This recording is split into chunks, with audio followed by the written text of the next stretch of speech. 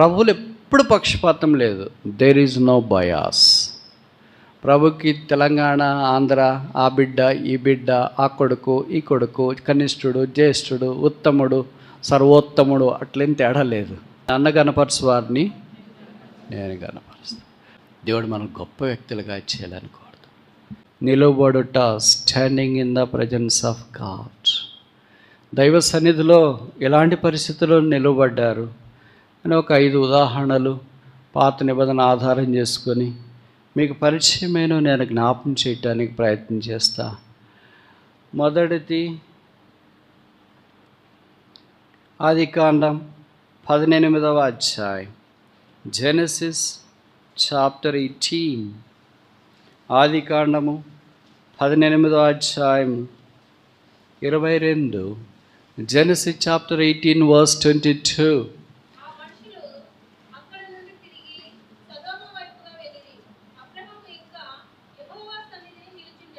యెహోవా సన్నిధిని నిలిచిందని మాట ఆలకించాల. He stood in the presence of the Lord. యెహోవా సన్నిధిని నిలిచిండు. కనుక మొదటి వ్యక్తి అబ్రహాము యెహోవా సన్నిధిలో నిల్చున్నట్లుగా వాక్యంలో మనం చూస్తాం. ఆ చరిత్ర మనకు పరిచయము. సొదొమ గొమొర్రాలు చాలా ఘోరమైన దుష్టత్వములో ఉన్నాయి. వారి పాపాన్ని దేవుడు అసహించుకున్నాడు. అందుకే బైబిల్ రాయబడింది, వారి చెడుతనము గొప్పది. Wickedness was two high. ఎంత చెడ్డిపోయినారు అని అంటే ఆ పాపానికి ఈ దినాల్లో కూడా పేరు వచ్చింది. ఆ ఊరిని మర్చిపోలేదు, ఆ పాపాన్ని కూడా మర్చిపోలేదు. అందుకే the sin called sodomy is entered అన్న నామన్క్లేచర్ టుడే. దాన్ని నేను ఇక్కడ చెప్పను, కానీ మీలో కొంతమందికి తెలిసి ఉంటుంది. అలాంటి దుష్ట పాపంలో వారు ఉన్నప్పుడు, వారు మానవసు పొందటానికి మనస్సు అంగీకరించినప్పుడు వారి మీదకి దేవుని ఉగ్రత దిగి వచ్చింది. ఆ ప్రజలకు దేవుని ఉగ్రతకు మధ్యలో నిలబడవలసిన ఒక వ్యక్తి దేవుడికి అవసరమయ్యాడు. ఆ వ్యక్తే అబ్రహాం. ఇంకా దేవుని సన్నిధిలో నిలిచిండేను. కనుక ప్రస్తుత లోకం యొక్క దుస్థితి కూడా ఇదే. పాపానికి అడ్డు అదుపు లేకుండా, దీనికి మన వ్యవహారిక భాషలో ఏం పేరు పెట్టవచ్చు అంటే అన్లిమిటెడ్ సిన్. అన్నిటికి ఉంది కదా, unlimited talk time, unlimited delivery, unlimited అని. This sin is also unlimited. కనుక అంత అన్లిమిటెడ్, అసంఖ్యాకమైన, పరిమితి లేని అపరిమితమైన పాపాన్ని మనుషుడు గాలి పీల్చినట్లు పీల్చుకొని నీళ్లు తాగినట్లు తాగుతూ జీవిస్తూ ఉన్న ఈ మానవుని దేవుని పక్షాన సాధనము చేసి కాపాడగలిగే గురుతరమైన బండ సందులో నిలిచిండే పాత్ర దేవుడికి కావాలి. అలాంటి వాడు అబ్రహాం అనే వాక్యంలో మనకు జ్ఞాపం చేయబడుతుంది. మరలా మేము ప్రకటిస్తున్నాం, ఈ మందిరానికి వచ్చి దేవుని యొక్క వాక్యం విని యేసుక్రీస్తు ప్రభు వారిని గురించి నీకు తెలిసింది కూడా నీ హృదయాన్ని యేసు ప్రభు వారికి అప్పగించకుండా ఉంటే బైబిల్ సెలవిస్తుంది, బహుశా సొదొమ గొమొర్రా పట్టణాల్లో భస్మం అయిపోయినట్లుగా దేవుని యొక్క తీర్పు మానవుని మీదకి వచ్చినప్పుడు ఆ తీర్పు ప్రచండమైనది, ఉగ్రతతో కూడింది. దాన్ని ఎవరు ఆర్పజాలరు, రేపజాలరు. అది ఎలాంటి తీర్పులో ప్రపంచంలో మనం చూస్తూనే ఉన్నాం. ఒక దగ్గరేమో యుద్ధాలు వస్తున్నాయి, ఒక దగ్గరేమో భూకంపాలు వస్తున్నాయి, ఒక దగ్గరేమో వైల్డ్ ఫైర్, అగ్నికీలలు వస్తున్నాయి, ఒక దగ్గరేమో వరదలు వస్తున్నాయి, ఒక దగ్గరేమో భూమి కంపిస్తుంది, ఒక దగ్గరేమో కరువు వస్తుంది. 1, 2, 3, 4 అంత్య దినములలో అపాయకరమైన కాలముల్లో జరుగుతున్న ఈ బీభత్సమైన పరిస్థితుల్లో కూడా ప్రభుని యేసునందు విశ్వాసం ఉంచడానికి ఇష్టపడకుండా, ఇవి నాకు కాదులే, నన్ను పట్టించుకోలే, నాకేం సంబంధం లేదులే అని యేసుక్రీస్తు ప్రభువుని అంగీకరించకుండా, తృణీకరించి, నిరాకరించి నీ జీవితాన్ని యేసు ప్రభు వారికి వెలపట జీవించడానికి ఇంకా కోరుకుంటూ ఉంటే, ఒకవేళ ఆయన రాకడి దినం వస్తే, లేదా నీ పోకడి దినమైతే, నీ నిత్య జీవం ఎక్కడా? నీ నిత్యం ఎక్కడో ఉంటావు. 2 స్థలాలు, పాతాళం, పరలోకం. ఏది కావాలో కోరుకో మానవుడా.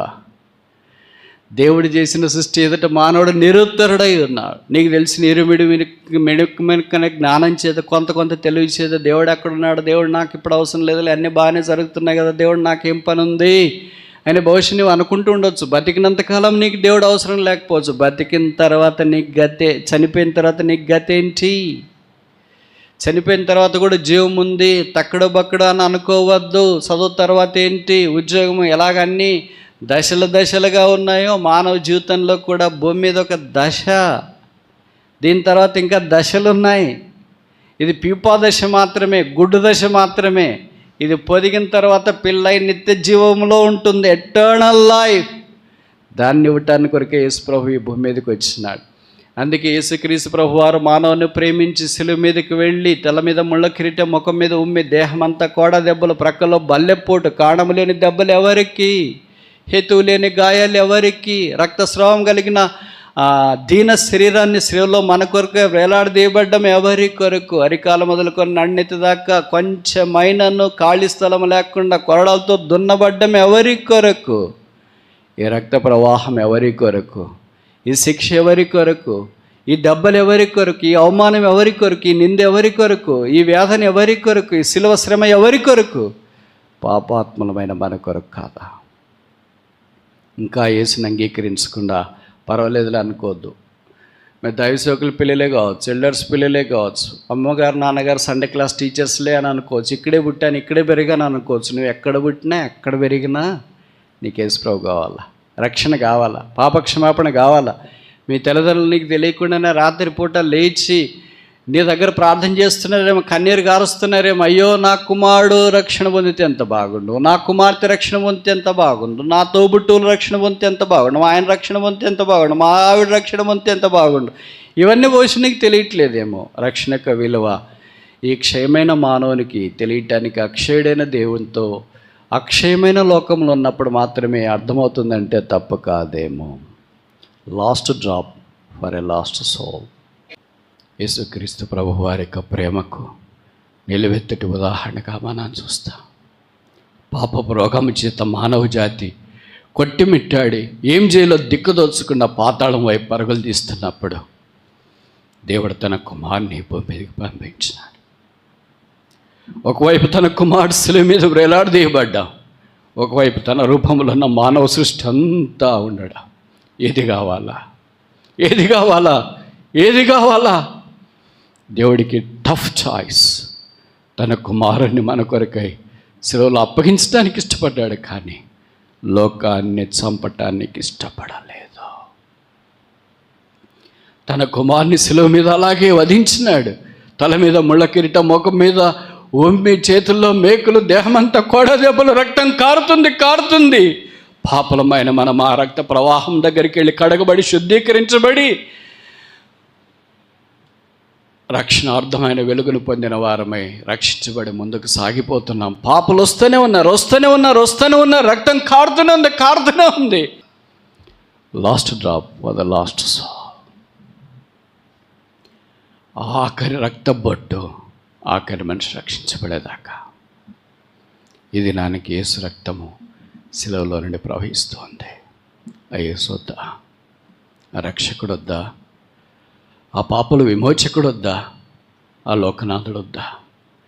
నీ కొరకు చెమట గార్చేవాళ్ళే లేరే, నీ కొరకు కన్నీరు గార్చేవాళ్ళే లేరే, నీ కొరకు రక్తం గార్చిన దేవాతి దేవుడు యేసునాథుడు వద్దా?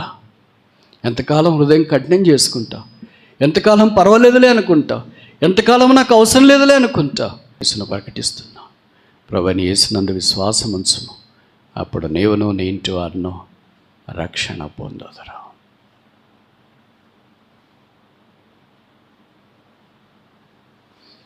బద్దలైన సందులలో నిలిచి వాడేవాడు దేవుడు తన కుమారుణ్ణి కొత్త నిబంధనలో మన కొరకై శిలువ మీద అర్పించినాడు.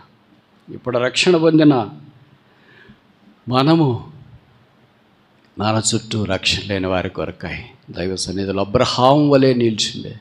మనం యేసు వల్లే త్యాగం చేయ అవసరం లేదు, ఎందుకు యేసు చేసి ముగించినాడు. మరి ఇప్పుడు ఏం చేయాలి? అబ్రహాము దేవుని సన్నిధిలో ప్రార్థన చేసినట్లు మనం వారి కొరకు ప్రార్థన చేయాలి. Standing for the soul winning, ఆత్మల రక్షణ కొరకై నిలబడట. ఇంట్లో భార్య, భర్త, బంధువులు, పిల్లలు, కొలీగ్స్, ఇరుగు పొరుగు రకరకాల మనుషులు మన చుట్టూ ఆవరించున్నారు. వారి కొరకై నిలిచి అబ్రహాములు ఇక్కడ లేరా? సొదొమ గొమొర్రాలు కుడి ఎడమ లేరు కానీ పట్టణం పాపానికి పుట్టినిల్లు, వ్యాపారానికి నిలువెత్తటి నిదర్శనం. ఇలాంటి పట్టణాల కొరకై ప్రార్థన చేసిన ఒకే ఒక విశ్వాస వీరుడు పేరు అబ్రహాం. అబ్రహాం ఇంకా అంటే అర్థమేంటి? చదివే వాళ్ళేం వట్టికి చదివేశారు.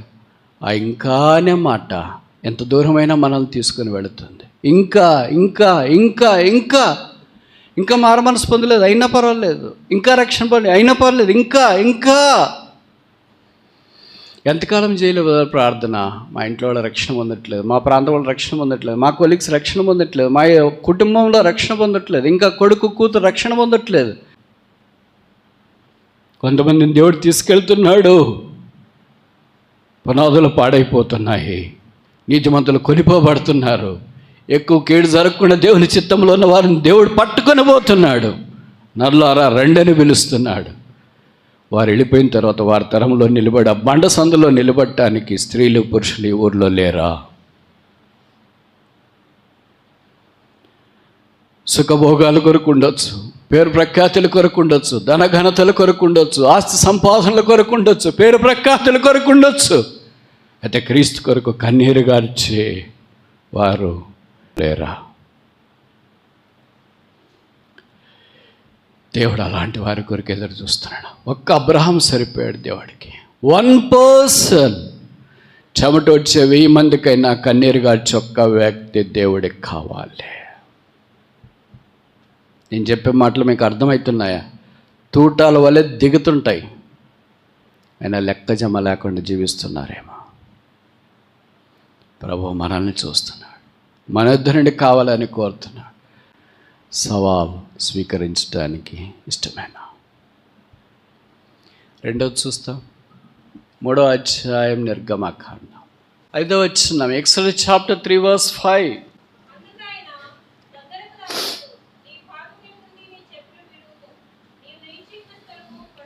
నీవు నిలిచియున్న స్థలం. ఇక్కడ మోషే నిలబడినట్లు మనం చూస్తాం. దేవుని ప్రజలైన ఇశ్రాయేలీయులు విడిపించబడి కనానులో ప్రవేశపెట్టబడాలా, వారే దేవుని ఆలయముగా ఉండాలా. రాబో దినాల్లో లోకరక్షకుడని యేసుని భూమి మీదకి తీసుకొని వచ్చే జనముగా ఉండాలి. ఎవరిని పంపిస్తా? ఎవరు వెళుతారు? ఎవరు విధేయత చూపిస్తారు? ఎవరెక్కడా? ఎవరి పనుల్లో వాళ్ళు నిమగ్నమైనారు. ఇటుకలు కాల్చేవాళ్ళు ఇటుకలు కాలుస్తున్నారు, జీవితాన్ని కొనసాగించే వాళ్ళు కొనసాగిస్తున్నారు. ఐగుప్తులో చదువుకున్న మోషేను దేవుడు వచ్చి వచ్చినాడు. అరణ్యంలో మంద, తంద కూడా మంద కాదు, విస్తారమైన ఆస్తి కలిగిన వాడు, స్థిరాస్తి ఏమి లేనివాడుగా సామాన్యుడిగా మార్చబడ్డాడు. ఆ ఎర్రటి ఎండలో నిర్జీవమైన కొండల మీద తనవు కాని మందను మేపుతున్నప్పుడు ఏ దేవుడు పిలిచినాడో లేదా ఏ దేవుడు సృజించినాడో ఆ దేవుడు ప్రత్యక్షమైనాడు. బైబిల్లో రాయబడింది, అపోస్తుల కార్యాలు 7వ అధ్యాయంలో స్టెఫెను ప్రసంగం చేస్తూ మోషేను గురించి అన్నాడు. మోషే పుట్టినప్పుడు దివ్య సుందరుడు. సుందరుడు, దివ్య సుందరుడు, దివ్య ప్లస్ సుందరుడు.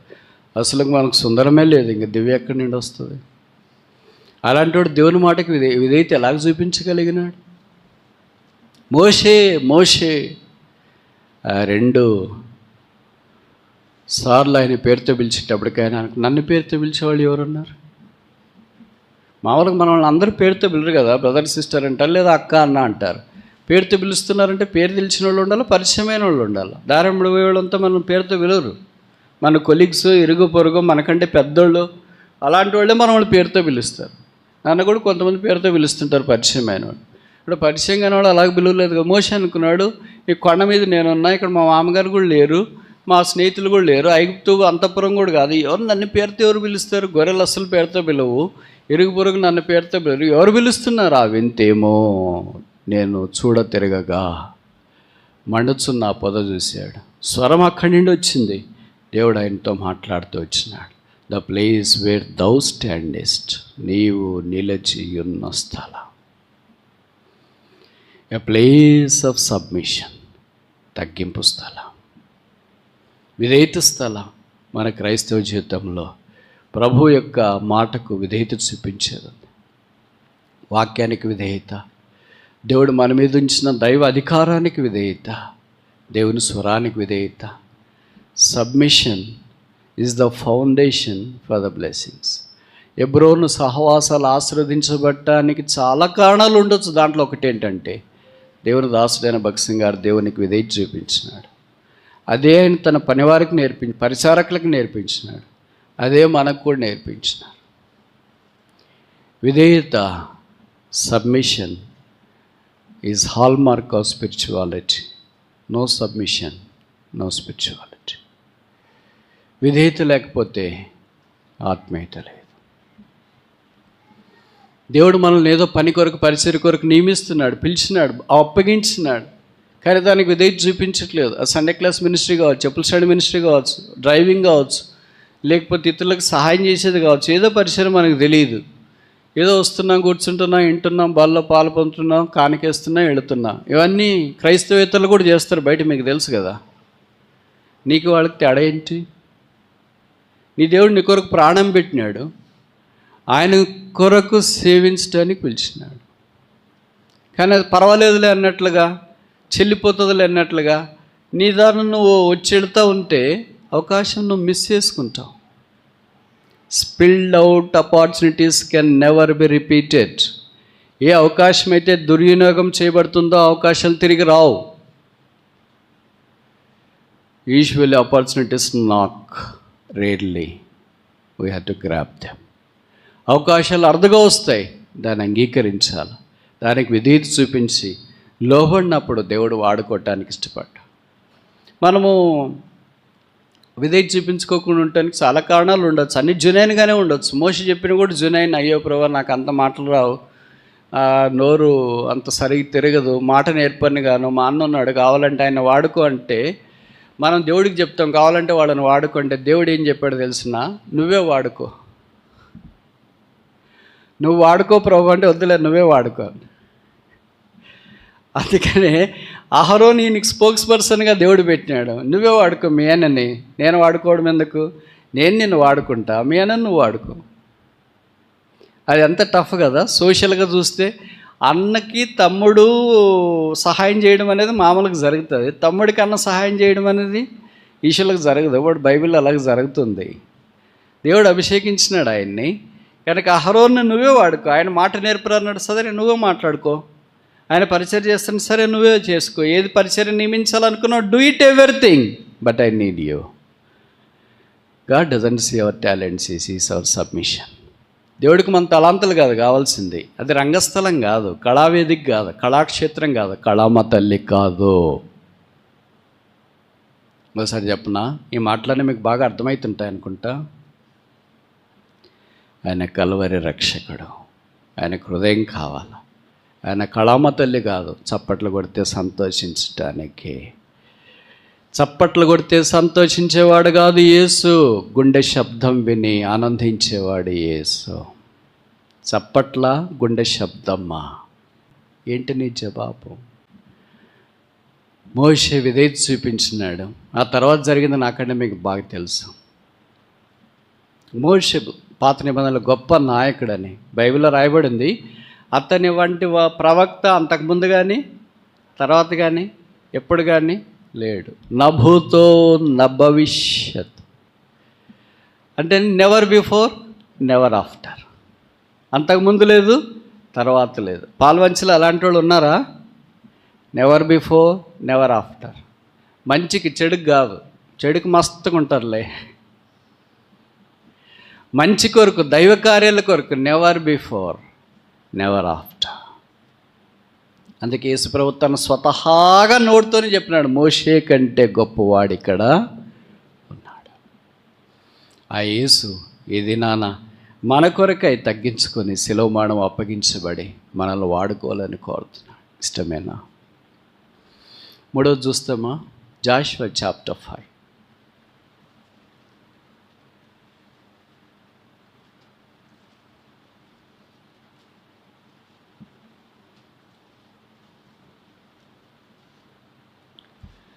Joshua chapter 5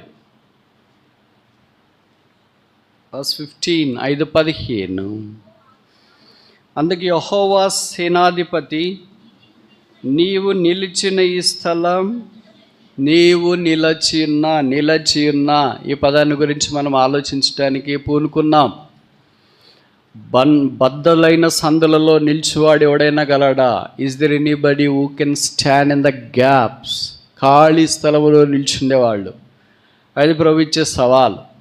మొదటి చూసినాం, అబ్రహాము ఆత్మల రక్షణ కొరకు దైవ సన్నిధిలో నిల్చున్నాడు, standing for the soul winning. రెండోది మోషే చూసినాం, స్టాండింగ్ ఫర్ ద సబ్మిషన్, విధేయత కొరకు, తగ్గింపు కొరకు మోషే నిలబడినవాడిగా వాక్యంలో మనం చూస్తున్నాం. మూడవది ఇక్కడ యెహోషువ స్టాండింగ్ ఫర్ ద సర్వీస్, దేవుని ప్రజలైన వారిని సేవించడానికి దైవ సన్నిధిలో నిలబడినట్లు వాక్యంలో మనం చూస్తాం. యెహోషువ అంటే గాడ్ ఈజ్ మై సాల్వేషన్, దేవుడే నా రక్షణ అని అర్థం.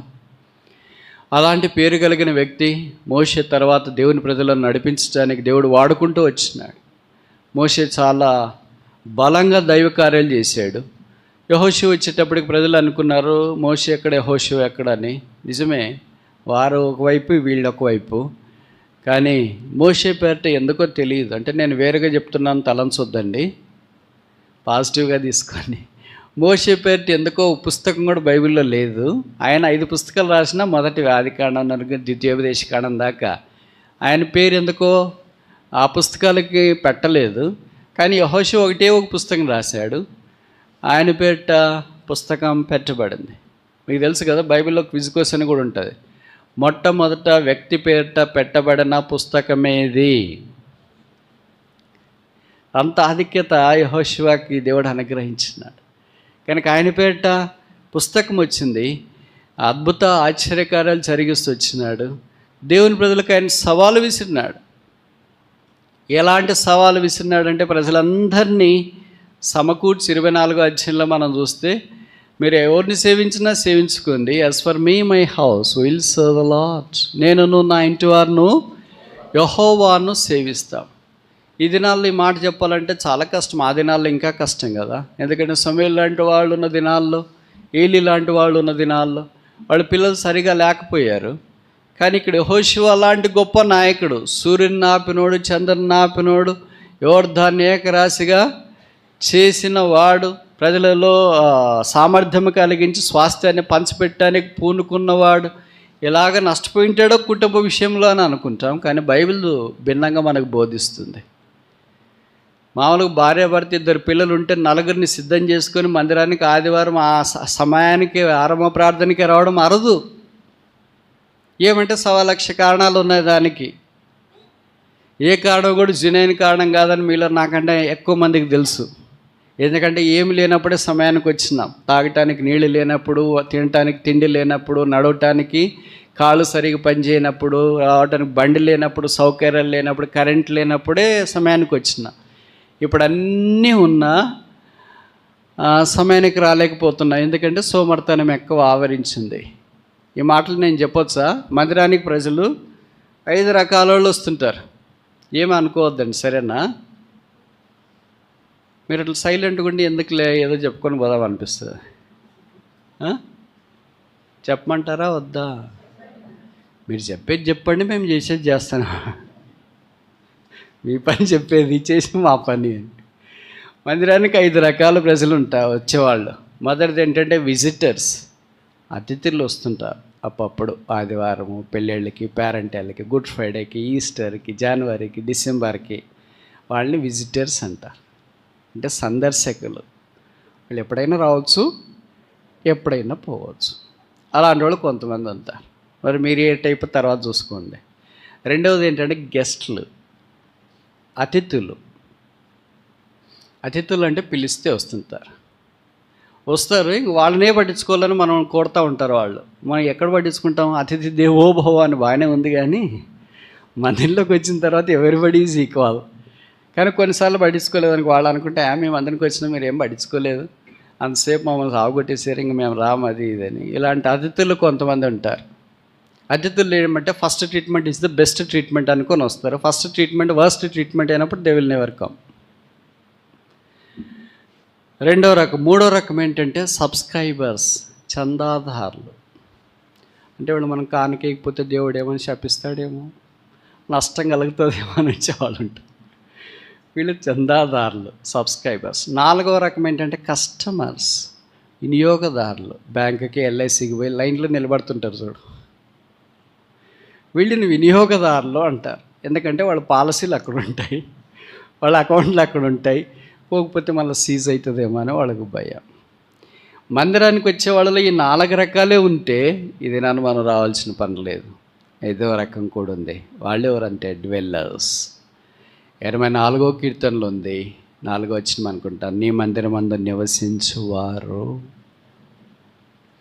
They are dwellers. వాళ్ళు నివసించడానికి వస్తారు. అందుకే 23:6 కీర్తనలో చెప్పబడుతొచ్చింది. దావీదు అన్నాడు, చిరకాలం నేను యెహోవా మందిరములో నివాసము చేసి, ఐ విల్ డ్వెల్. ఆయన చెప్పలేదు ఏమని, I will visit, I will guest, తర్వాత I will custom, then I subscribe. ఇవన్నీ పదాలు ఆయన చెప్పలేదు. ఐ విల్ వాక్, ఇవన్నీ ఐ డ్వెల్. నేను అక్కడ నివసిస్తా, నేను అక్కడికి నడిచిపోతా, అక్కడ పరుంటా, తర్వాత అక్కడ చందాదారులుగా ఉంటా, అక్కడ లైట్లు కొడతా, ఇవన్నీ చెప్పలేదు ఆయన. అక్కడ నేను నివాసము చేస్తాను అంటే అర్థం ఏంటి, మన ఇళ్ళని ఖాళీ చేసి ఇక్కడికి రండి అని కాదు. అన్నీ ఎట్లా వస్తాయి, ఒకటి కొడుక్కి, ఒకటి కూతురికి, ఒకటికి అల్లుడికి, ఒకటి గెస్ట్కి, మాలాంటి వాళ్ళకి కూడా. ఇలాగ అన్ని ఫ్లోర్లు వేసుకుని ఉంటారు, ఎప్పుడో వదిలేసి వస్తారు. అది కాదు దీని అర్థం. ఇక్కడ చిరకాలం నేను దేవుని మందిరంలో నివాసం చేస్తానంటే అర్థం ఏంటంటే డిజైర్, ఆశ, అక్కడ ఉండాలనే ఆశ. ఇప్పుడు తల్లిదండ్రులకు చూడండి, పిల్లలు ఎక్కడో ఉంటారు పాశ్చాత్య దేశాల్లో, అక్కడ ఉండాలని వాళ్ళకి ఆశ, కానీ అక్కడ ఉండరు. అక్కడికి వెళ్ళినా కూడా వాళ్ళు ఇక్కడ ఉండాలని ఆశ. That will be always there. అది ఎప్పుడు మనసులో ఉంటుంది. అలాగే దేవుని మందిరంలో ఉండాలనే ఆశ. జీవము గల దేవుని దర్శించాలని నా ప్రాణము ఆశ. ఇలా ఉండి ఎప్పుడైనా మనకు అనిపిస్తుందే దేవుని సేవించాలా, దేవుని మందిరంలో ఉండాలా. ఈ మాట చూడండి, మీకు ఎవరికైనా ఈ మాట కొత్తగా అనిపిస్తుందేమో ఆలోచన చేయండి. నాకేమి చాలా కొత్తగా అనిపిస్తుంది, డిఫరెంట్గా అనిపిస్తుంది. 84వ కీర్తన, Psalm 84.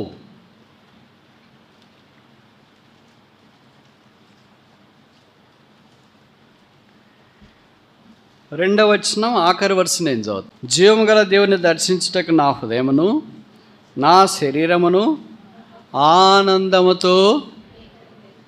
ఎవరికైనా అట్లా కేకలేసింది చేయొద్దండి. మనకి ఆపోజిట్గా ఉంటుంది. అబ్బా ఆదివారం వచ్చిందా, కడ్డ నిండా నిద్రపోదాం అనుకున్నా, కడుపు నిండా తిందాం అనుకున్నా, ఈరోజు ఇంకా ఎప్పుడు పోవాలా, ఎప్పుడు రావాలా, వీళ్ళేం అంతగా వదిలే రకం కాదు. అందులో బ్రదర్ వస్తే అంత తేలిక వదలలేదు అనుకుంటా ఉంటాను కదా. కానీ ఇక్కడ కోరహ కుమారులకి ఏమనిపిస్తుందంటే శరీరము ఆనందంతో, అసలు ఆనందం అనేదే మనకి తక్కువ, అది ఎప్పుడో ఒకసారి వచ్చేది. దాంతో కేకలు వేస్తారు. కేకలు 2 సార్లు వేస్తాం. ఎప్పుడు వేస్తాం? వేసేవాళ్ళు చెప్పండి. గెలిస్తే వేస్తాం, బాధ కలిగితే వేస్తాం. ఇప్పుడు ఏదో ఒక రాజకీయ పార్టీ వాళ్ళు ఎలక్షన్లో పోటీ గెలిచినారు ఏం చేస్తారు వాళ్ళు? అరవద్దంటే ఇంకెక్కువ చేస్తారు.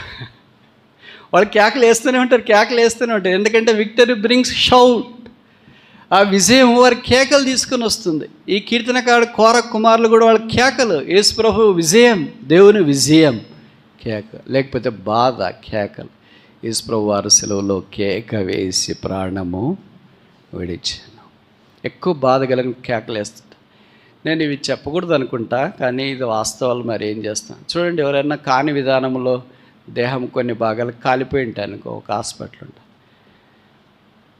నేను ఎక్కడో ఒక దగ్గరికి మీటింగ్కి పిలిచినారు. ఇలాగ 2 రోజులు 3 రోజులు మీటింగ్ జరుగుతుంది. పగలపూట అంత అనిపించలేదు, కానీ రాత్రిపూట అంత ప్రశాంతంగా ఉంటుంది కదా. నేను ఇక్కడ వాక్యం చెప్తుంటే నరకంలో కేకలేసినట్లు వస్తుంది. ఓ ఓ ఓ నేను అనుకున్నాను ఆత్మీయంగా, వాక్యం చెప్తుంటే అలాగ ప్రజలు స్పందిస్తున్నారేమో కింద అని.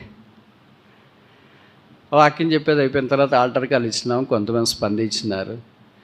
మీటింగ్ అయిపోయిన తర్వాత కూడా కేకలు ఇంకా కొనసాగుతున్నాయి. అప్పుడు నేను అక్కడున్న బ్రదర్స్ అన్నా, ఏం బ్రదర్ కేకలు నరకంలో వచ్చినట్లు వస్తున్నాయి, ఇప్పటిదాకా నేను అనుకున్నాను ఏదో వాక్యం చెప్తుంటే ప్రజలు అలాగ స్పందిస్తున్నారేమో అని. అట్టు కాదన్నా, మన స్టేజ్ వెనక ఒక హాస్పిటల్ ఉంది. ఆ హాస్పిటల్లో శరీరం కాలిన వాళ్ళు అందరిని తెచ్చిపెట్టింటారు. ఆ వార్డుల్లో కాలిపోయిన తర్వాత శరీరాల బాధ భరించలేక వాళ్ళు కేకలు వేస్తుంటారు. ఆ కేకలు మనకి వినిపిస్తాయి.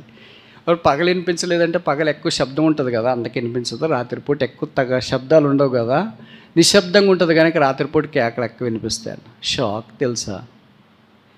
ఒక దేహం కొద్దిసేపు కాలిపోతే లేదా కొన్ని భాగాలు కాలిపోతే అలా కేకలు వేస్తుంటే నరకం, వేదనకరమైన స్థలం, అగ్ని ఆరదు, పురుగు చావని స్థలం, ఇంకెంత భయంకరం.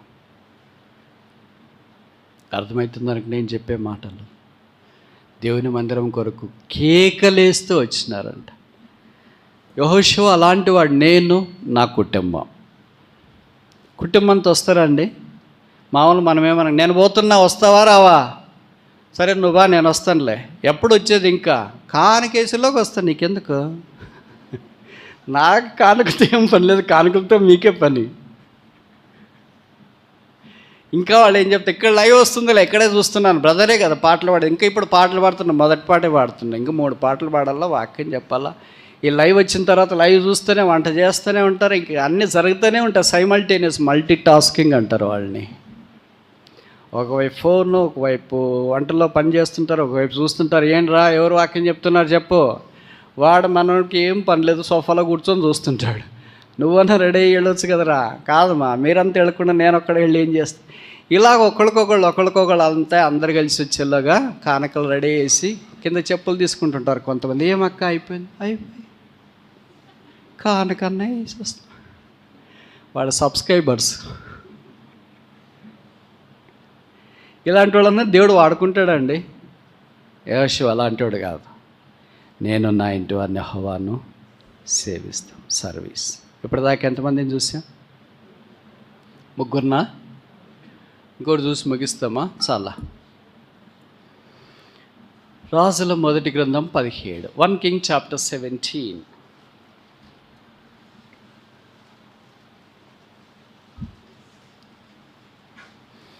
1 Kings chapter 17. రాజుల మొదటి గ్రంథం 17వ అధ్యాయం మొదటి వచనం.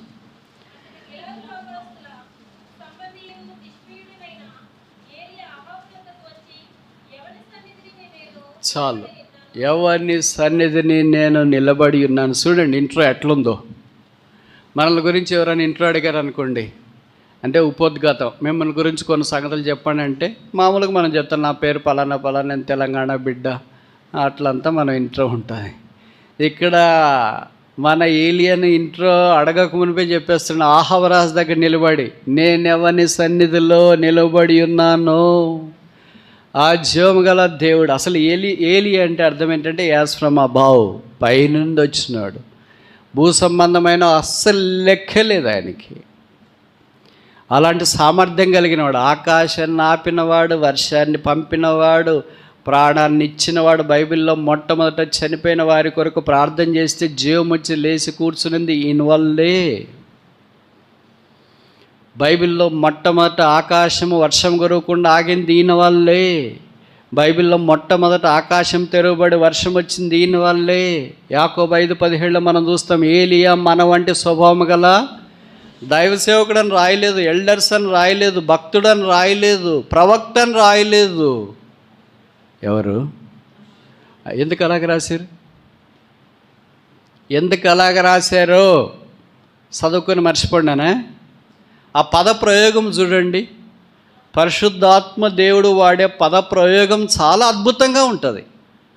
ఈయన దైవజనుడే, గొప్ప సేవకుడే, గొప్ప ప్రవక్తే. కానీ ఆయన గురించి ఏం రాశాడు? ఏలియా మన వంటి స్వభావం గల.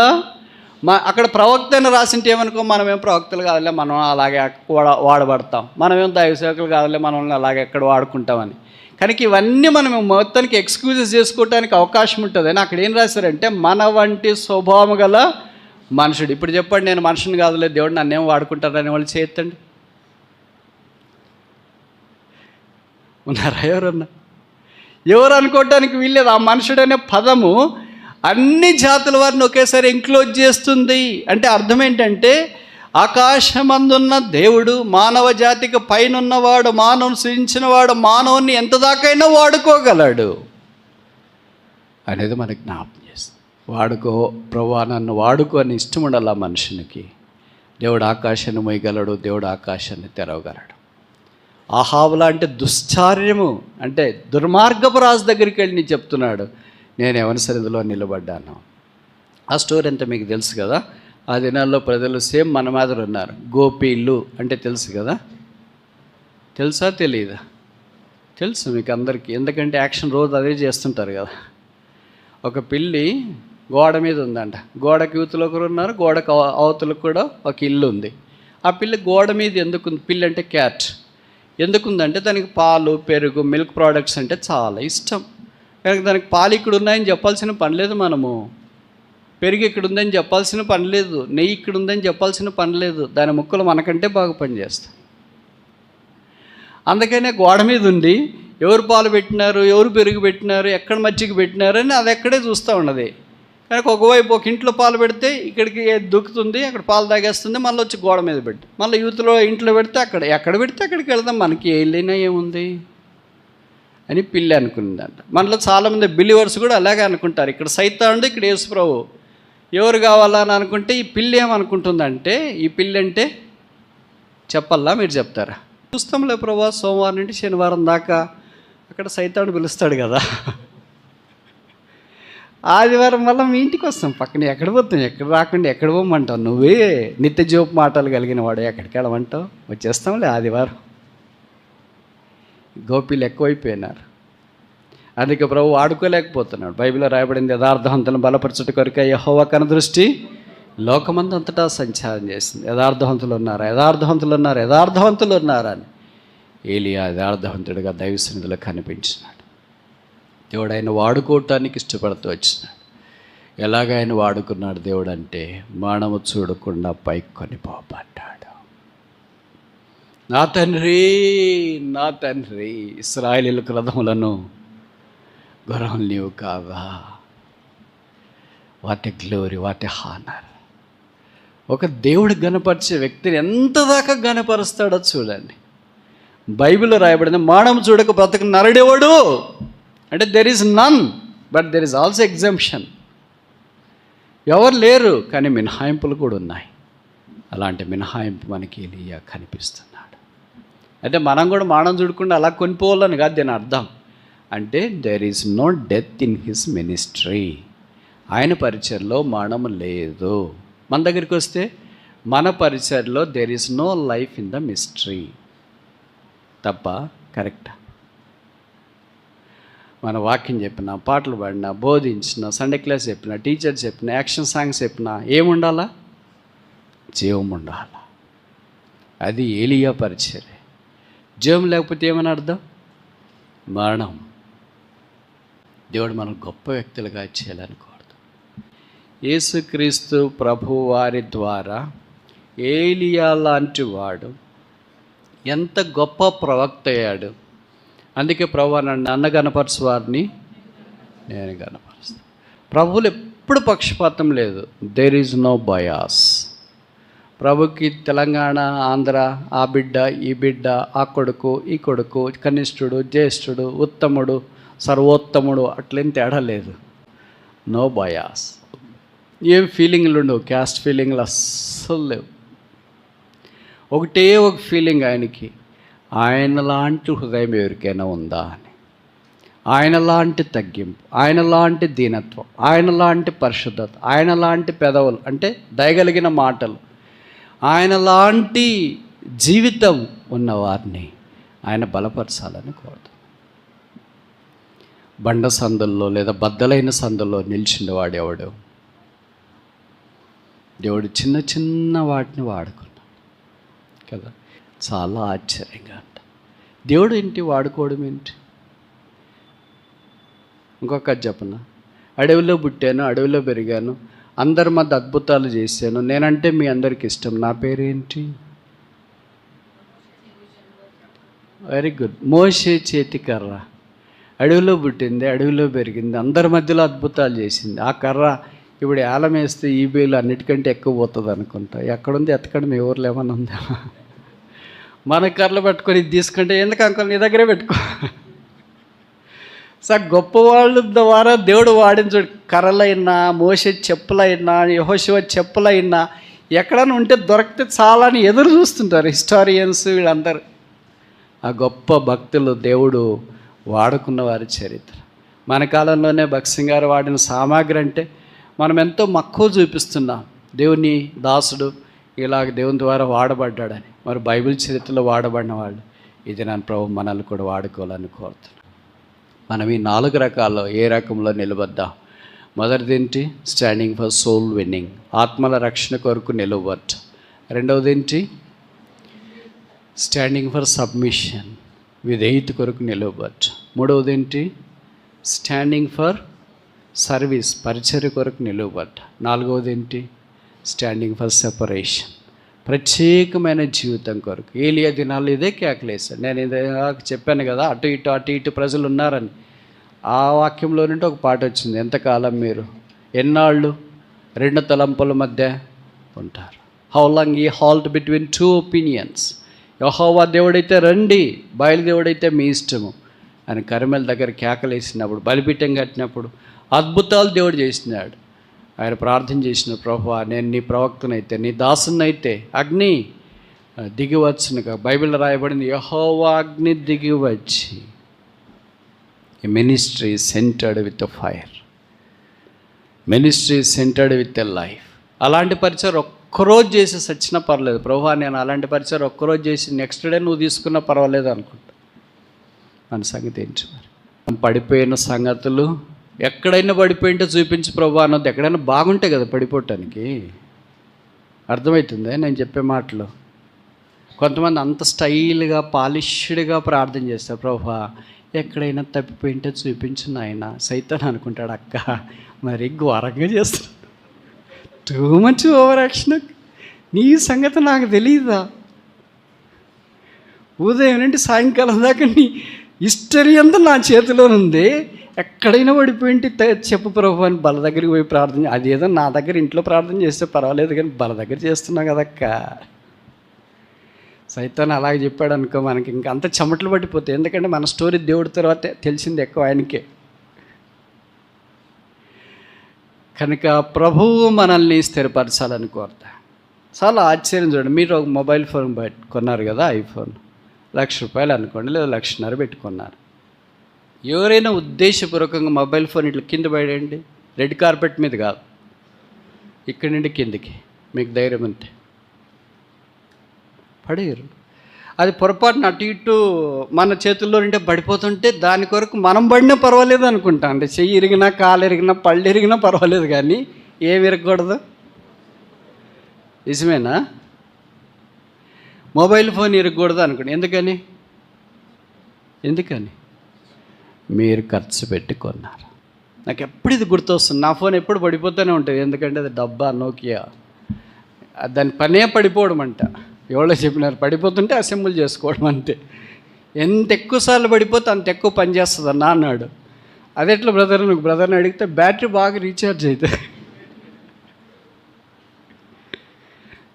మనం 1,50,000 పెట్టి కొన్న ఫోను మన చేతుల్లోనే పడేయటానికి మనకు మనసు రాదు. ఎందుకంటే మనం డబ్బులు పెట్టుకున్నాం. ఇది ఒక వస్తువు, గ్యాడ్గెట్. ఇది కాకపోతే ఇంకోటి కొనవచ్చు, ఇంకా హై ఎండ్ ప్రోమో కొనవచ్చు. ఆయన రక్తం ద్వారా కడగబడిన మనం పడిపోండిలే అని ప్రభు అనుకుంటాడా? మీ మొబైల్ పడిపోకుండా దాన్ని ఎంత గార్డని పెట్టినారు, అదని పెట్టినారు, ఇదని పెట్టినారు. ఈ మూలకు పడినా పడిపోకూడదు, ఆ మూలకు పెట్టినా పడిపోకూడదు, ఎట్ట పెట్టినా పడిపోకూడదని ఎంత భద్రంగా మనం కాపాడుతాం. కొన్నిసార్లు మనకు తెలియకుండానే పొరపాట్లు జరుగుతాయి. ఎప్పుడు జరుగుతూనే ఉంటాయి. ఒక్క వస్తువు పడిపోకుండా మనం ఎంత జాగ్రత్తగా ఉంటే ప్రభు మనల్ని పడగొడతాడా? మనమే పడిపోతాం, మనమే జారిపోతాం, మనమే డచ్చిపోతాం, మనమే సోలిపోతాం, మనమే దూరం అయిపోతాం. ఇంక ఎలాగ పడిపోయినాం కదా అని అలాగ అనుకోడు. మొబైల్ ఫోన్ పడిపోయిందిలే అని ఎవరైనా అలాగ అనుకుంటారా? అనుకునేవాళ్ళు ఎవరైనా ఉంటే చెప్పండి. అనుకునేవాళ్ళు ఎవరైనా ఉంటే చెప్పండి. ఎక్కడ పడేశారో కూడా చెప్పండి. ఎవరు అనుకోం అలాగా. ఇది ప్రతిరోజు నాకు గుర్తు వస్తూనే ఉంటుంది. నేను ఈ మధ్యలో ఒక దేశానికి వెళ్ళే, నాకు ఈ ప్రభు ఒక ఐపాడ్ ఇచ్చినాడు, అది యాపిల్ది. యూజువల్గా నా చేతిలో ఏది అంత స్పాయిల్ కాదు. పెన్ను కూడా చాలా జాగ్రత్తగా పెట్టుకుంటా. ఖర్చు కూడా ఎన్నో ఏళ్ళు ఉంటాయి. చాలా జాగ్రత్తగా పెట్టుకుంటా. కాకపోతే బయటికి మనం దేశాలకు వెళ్ళేటప్పుడు తలనొప్పి ఏంటంటే ప్రతి ఎయిర్పోర్ట్లోనే చెక్ ఉంటుంది. ఆ చెక్కి వాళ్ళు అడిగేది ఏంటంటే ఐపాడ్ కానీ మొబైల్ ఫోను తర్వాత ల్యాప్టాప్ పక్కన తీసి పెట్టాలా అని. దానికి గార్డు కూడా కవర్ కూడా వేసిన. అది పక్కన తీసాడు. కరెక్ట్ డెస్టినేషన్కి పోయినా నేను. ఆ డెస్టినేషన్లో చెక్ ఉంది. ఐపాడ్ పక్కన తీసి చూపించమన్నారు. చూపించిన తర్వాత మళ్ళీ పక్కన అది కవర్ పెట్టుకునేటప్పుడు చాలా జాగ్రత్తగానే ఉన్నాయి. ఏం జరిగిందేమో నా చేతిలో నుండి కిందకి పడింది. కరెక్ట్ మూల మీద పడింది. వాల్పేపర్ స్క్రీన్ అంతా బ్రేక్ అయిపోయింది. కానీ నేను వాడుకోవచ్చు, కానీ పక్కనే వాళ్ళు ఉంటారు కదా మీలాంటి భక్తులు, ఎందుకన్నా అది పగిలిపోయింది వాడతారు. మనకు అలాగ అనిపించవచ్చు, పక్కన వాళ్ళకి అనిపించదు కదా. కనుక వాళ్ళు ఏంటి దాన్ని వెళ్ళి మార్చి స్క్రీన్ చేస్తామని స్క్రీన్ మార్పించి తీసుకొని వచ్చి.